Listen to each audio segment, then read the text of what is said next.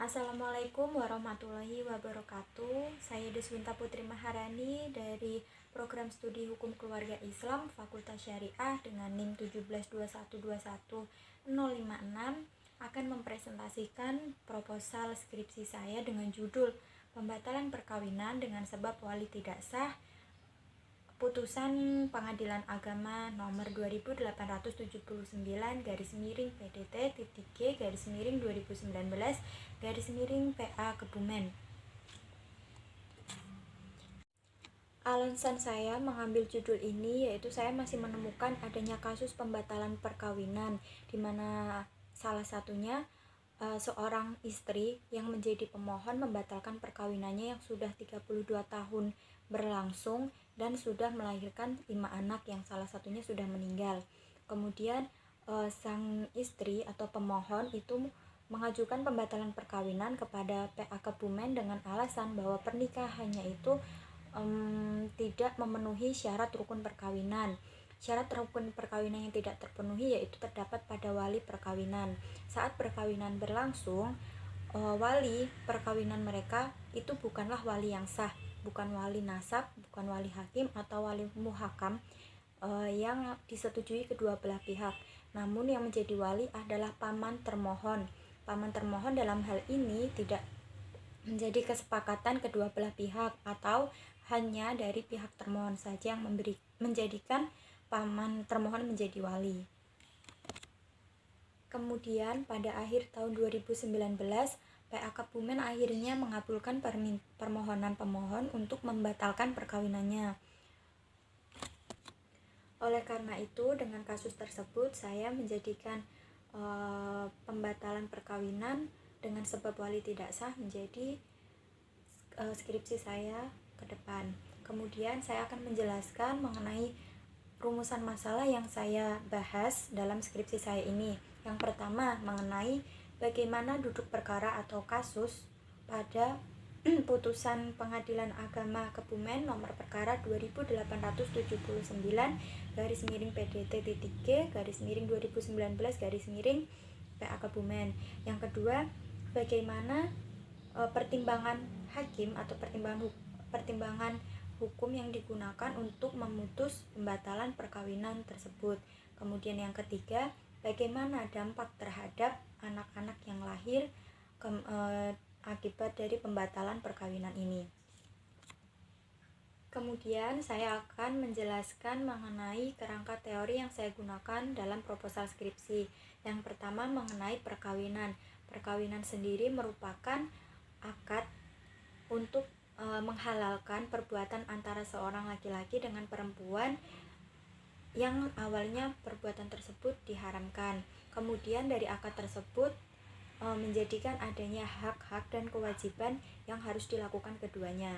Kemudian dalam pasal 2 kompilasi hukum Islam menjelaskan bahwa perkawinan merupakan akad yang sangat kuat atau miskon golidon untuk menaati perintah Allah dan melaksanakannya merupakan suatu ibadah. Dalam Undang-Undang Perkawinan nomor 1 tahun 1974 menjelaskan bahwa perkawinan merupakan ikatan lahir dan batin antara laki-laki dan perempuan untuk menjadi seorang suami istri untuk membentuk keluarga yang kekal dan bahagia berdasarkan ketuhanan yang Maha Esa.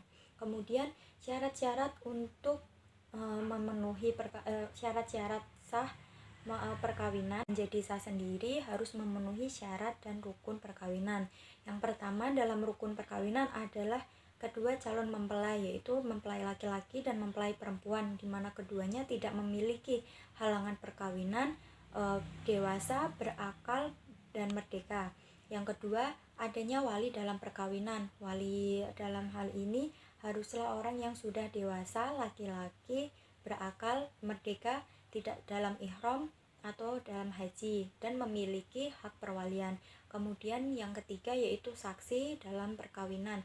Saksi dalam hal ini harus 2 orang laki-laki, balik atau dewasa, berakal, dan dapat dipercaya kesaksiannya.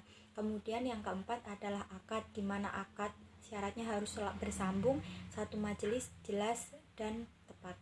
Kemudian saya akan menjelaskan bagaimana kedudukan wali dalam perkawinan. Wali sendiri secara umum dibagi menjadi tiga, perwalian terhadap benda atau harta, perwalian terhadap orang, dan perwalian terhadap harta, benda, dan orang secara bersamaan. Dalam hal ini perwalian pernikahan adalah perwalian terhadap orang. Perwalian pernikahan, wali bertindak sebagai wali sendiri menjadi orang yang berhak atau bertindak atas nama mempelai perempuan. Wali sendiri seperti saya jelaskan di awal bahwa wali memiliki syarat. Yang pertama laki-laki, yang kedua memiliki hak perwalian, yang ketiga dewasa, yang keempat berakal, dan yang terakhir itu tidak sedang haji atau ihram. Kemudian wali sendiri dibagi menjadi tiga. Yang pertama wali nasab. Wali nasab ini wali yang memiliki garis keturunan atau darah dengan perempuan yang akan menikah.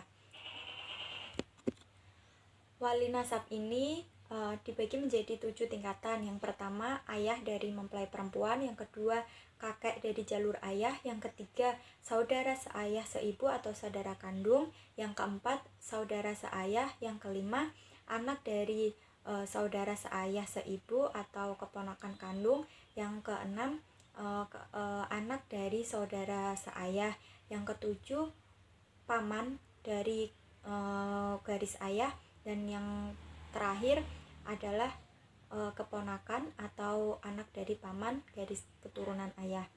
Kemudian saya akan menjelaskan mengenai pembatalan perkawinan. Pembatalan perkawinan sendiri itu bisa diajukan oleh siapa saja, dari suami, dari istri, atau pihak yang bersangkutan. Pembatalan perkawinan dilakukan karena pernikahan atau perkawinan tersebut tidak memenuhi rukun dan syarat perkawinan seperti yang dijelaskan dalam pasal 2 Undang-Undang Perkawinan nomor 1 tahun 1974. Perkawinan yang dapat dibatalkan yaitu ada dua. Yang pertama perkawinan yang batil dan perkawinan yang fasid. Perkawinan yang batil adalah perkawinan yang tidak memenuhi rukun perkawinan, dan perkawinan fasid adalah perkawinan yang tidak memenuhi syarat perkawinan. Kemudian dalam pembatalan perkawinan sendiri akan mengakibatkan pada 3 hal, yaitu yang pertama pada hubungan perkawinan yang otomatis akan putus, yang kedua terhadap harta benda bersama, dan yang ketiga terhadap anak-anak yang lahir dari perkawinan tersebut. Jadi dari penjelasan saya tadi, ada 3 kerangka teori yang saya gunakan, yaitu perkawinan, yang kedua wali, dan yang ketiga mengenai pembatalan perkawinan. Kemudian saya akan menjelaskan mengenai metode penelitian yang saya gunakan. Saya menggunakan penelitian kualitatif, yaitu penelitian yang berhubungan dengan keadaan fenomena sosial dan masalah yang terjadi dalam masyarakat. Kemudian jenis penelitian saya adalah library research murni, yang dasar hukumnya. Jenis penelitian saya yakni library research, di mana saya akan melihat pembatalan perkawinan yang Jenis penelitian yang saya gunakan yaitu library research, di mana saya akan melihat pembatalan perkawinan berdasarkan hukum yang digunakan hakim untuk memutus pembatalan perkawinan sebab wali tidak sah tersebut. Kemudian sumber datanya yaitu sumber data primer yang saya bagi menjadi 2, yaitu sumber hukum primer berupa salinan putusan Pengadilan Agama nomor 28/PDT-G/2019/PA Kebumen. Kemudian sumber hukum sekundernya yakni undang-undang, jurnal, dan skripsi yang akan menjadi sumber hukum sekunder saya. Kemudian teknik pengumpulan data saya yakni saya akan mencatat beberapa data-data yang akan saya butuhkan yang berasal dari buku, dalil, atau teori-teori yang saya dapatkan nantinya. Kemudian teknik analisis data saya adalah descriptive analysis. Sekian presentasi proposal skripsi saya. Terima kasih. Wassalamualaikum warahmatullahi wabarakatuh.